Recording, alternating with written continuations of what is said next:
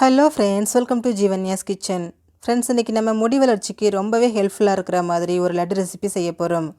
இது முடி வளர்ச்சி மட்டும் இல்லைங்க, புதுசாக முடி முளைக்கிறதுக்கும் ரொம்பவே யூஸ்ஃபுல்லாக இருக்கும். முடிக்கு மட்டும் இல்லை, பொதுவாகவே ரொம்ப ஹெல்த்தியான பொருள் தான் இதில் நம்ம ஆட் பண்ணியிருக்கிறோம். அதனால் சாப்பிட்றதுக்கு டேஸ்ட்டாகவும் ரொம்ப ஹெல்த்தியாகவும் இருக்கும்.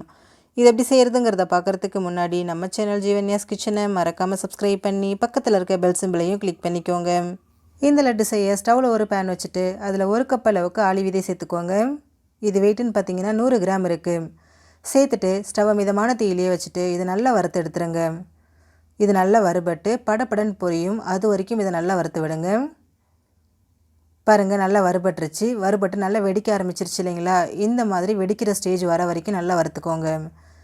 இப்போ இதை எடுத்து அப்படியே ஒரு பிளேட்டுக்கு மாற்றி வச்சுடுங்க. இது நல்லா ஆறட்டும். இப்போது அதே பேனில் ஒரு கப் அளவுக்கு வெள்ளை எள் சேர்த்துக்கோங்க. சேர்த்துட்டு ஸ்டவ்வை மிதமான தீயிலேயே வச்சுட்டு எள் நல்லா பொரிஞ்சு வர வரைக்கும் வறுத்து எடுத்துருங்க.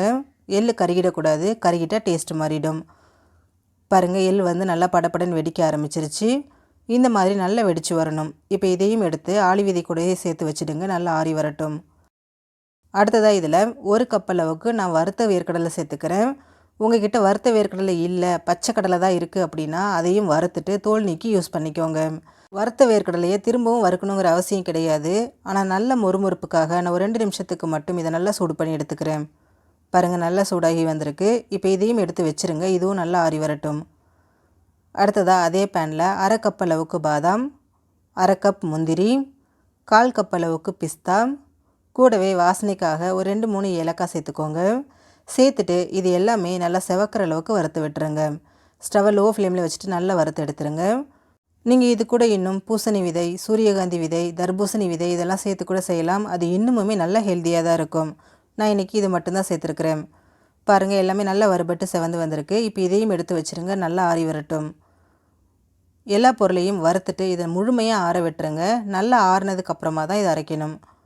இது முழுமையாக ஆறினதுக்கப்புறமா இதை அப்படியே ஒரு மிக்சர் ஜாரில் சேர்த்துக்கோங்க. சேர்த்துட்டு இதை ரொம்ப நைஸாக இல்லாமல் கொஞ்சம் கொரகொரப்பாக அரைச்சிக்கோங்க. பாருங்கள், இந்த அளவுக்கு அரைச்சா சரியாக இருக்கும். ரொம்ப அரைச்சிட்டா நம்ம சேர்த்த வேர்க்கடலை, எள் எல்லாமே எண்ணெய் விட ஆரம்பிச்சிடும். இப்போ இது அப்படியே இருக்கட்டும். இப்போ ஸ்டவ்வில் ஒரு பேன் வச்சுட்டு அதில் 1 டீஸ்பூன் நெய் சேர்த்துக்கோங்க. நெய் உருகினதும் இதில் ஒரு கைப்பிடி அளவுக்கு உலர் திராட்சை சேர்த்துருங்க. சேர்த்துட்டு இது நல்லா பொரிஞ்சு குண்டு குண்டாக எழும்பி வர வரைக்கும் இதை நல்லா பொரிய விட்டுருங்க. பாருங்கள், நல்லா பொரிஞ்சு வந்திருக்கு. நல்லா குண்டு குண்டாக எழும்பி வந்திருக்கு. இப்போ இதை அப்படியே வச்சிடலாம். இதை இப்போ யூஸ் பண்ண போகிறதில்ல, கடைசியாக தான் யூஸ் பண்ண போகிறோம். இது ஒரு பக்கமாக இருக்கட்டும். இப்போ ஸ்டவ்வில் ஒரு பேன் வச்சுட்டு அதில் எந்த கப்பில் நீங்கள் ஆளி விதை, எள், வேர்க்கடலை எல்லாம் எடுத்தீங்களோ அதே கப்பில் 2.5 கப் அளவுக்கு வெல்லம் சேர்த்துக்கோங்க. கூடவே 1 கப் அளவுக்கு தண்ணி சேர்த்துருங்க. சேர்த்துட்டு வெல்லத்தை நல்லா கரைச்சி எடுத்துக்கோங்க. பாருங்கள், வெல்லம் நல்லா கரைஞ்சி வந்திருக்கு. கொஞ்சம் கூட இந்த வெள்ளைக்கட்டிகள் கிடையாது. இப்போ ஸ்டவ்வில் வேறு ஒரு பேன் வச்சுருங்க. வச்சுட்டு அதில் நம்ம கரைச்சி வச்சுருக்கக்கூடிய வெல்லத்தை இந்த மாதிரி வடிகட்டி சேர்த்துக்கோங்க. சேர்த்துட்டு இதை நல்லா காய்ச்சி எடுத்துருங்க. இதில் பாகு பதம்லாம் எதுவும் எடுக்க வேண்டாங்க. பாகு நல்லா பிசுப்பாக இருக்கணும். அந்த பக்குவத்துக்கு மட்டும் காய்ச்சி எடுத்துக்கோங்க. பாருங்கள், நல்லா இந்த மாதிரி நுர வர பொங்கி வருது இல்லைங்களா? இப்போ கையில் எடுத்து தொட்டு பாருங்கள், நல்லா பிசுப்பாக இருக்கணும். இதுதான் நமக்கு சரியான பக்குவம். இந்த அளவுக்கு காய்ச்சினா போதும். இப்போ இதில் நம்ம ஏற்கனவே வறுத்து பொடிச்சு வச்சுருக்கக்கூடிய லட்டு மிக்ஸை சேர்த்துக்கோங்க.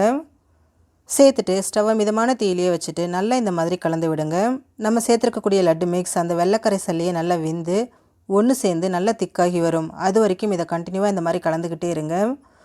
ஆரம்பத்தில் கொஞ்சம் இலக்கமாக தான் இருக்கும். வேக நல்லா ஒன்று சேர்ந்து பேனில் ஒட்டாமல் வரும். பாருங்கள், நல்லா ஒன்று சேர்ந்துருச்சு. இது இன்னும் கொஞ்சம் வேகட்டும்.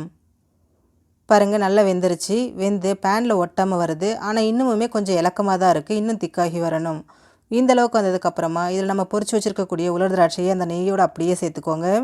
சேர்த்துட்டு திரும்பவும் இதை நல்லா இந்த மாதிரி மிக்ஸ் பண்ணி விடுங்க. நம்ம சேர்த்துருக்கக்கூடிய நெய் முழுமையாக அதில் நல்லா அப்சர்வ் ஆகிட்டு இன்னும் திக்காகி பேனில் ஒட்டாமல் வரும். அது வரைக்கும் இதை நல்லா மிக்ஸ் பண்ணி விடுங்க. பாருங்கள், நல்லா ஒன்று சேர்ந்து வந்திருக்கு. கொஞ்சம் கூட கடாயில் ஒட்டலை. ரொம்பவே திக்காகி வந்திருக்கு இல்லைங்களா? இதுதான் நமக்கு சரியான பக்குவம். இப்போ இதை நம்ம ஸ்டவ்லேருந்து எடுத்துடலாம். எடுத்துகிட்டு இதை அப்படியே ஒரு பிளேட்டுக்கு மாற்றி வச்சுடுங்க.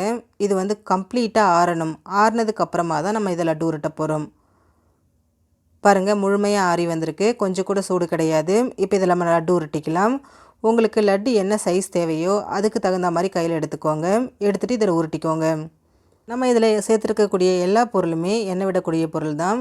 அதை நம்ம உருட்டும் போதே பாருங்கள், ஓரளவுக்கு எண்ணெய் விட்டு வரும். நல்லா ஷைனிங்காக இருக்கும். பர்ஃபெக்டான லட்டு ரெடி ஆகிடுச்சு. ஃப்ரெண்ட்ஸ், நீங்களும் இந்த ஹெல்த்தியான லட்டுவை ட்ரை பண்ணி பாருங்கள். ட்ரை பண்ணி பார்த்துட்டு உங்களோட எக்ஸ்பீரியன்ஸை மறக்காமல் கமெண்ட் பாக்ஸில் கமெண்ட் பண்ணுங்கள். உங்கள் ஃப்ரெண்ட்ஸ் அண்ட் ஃபேமிலி மெம்பர்ஸோட இந்த வீடியோவை ஷேர் பண்ணுங்கள். நம்ம சேனல் ஜீவன்யாஸ் கிச்சனை சப்ஸ்கிரைப் பண்ணி பக்கத்தில் இருக்க பெல் சிம்பிளையும் கிளிக் பண்ணிக்கோங்க. அப்போ தான் நான் போடுற வீடியோஸோட நோட்டிஃபிகேஷன்ஸ் உடனுக்குடனே உங்களுக்கு வரும். தேங்க்யூ.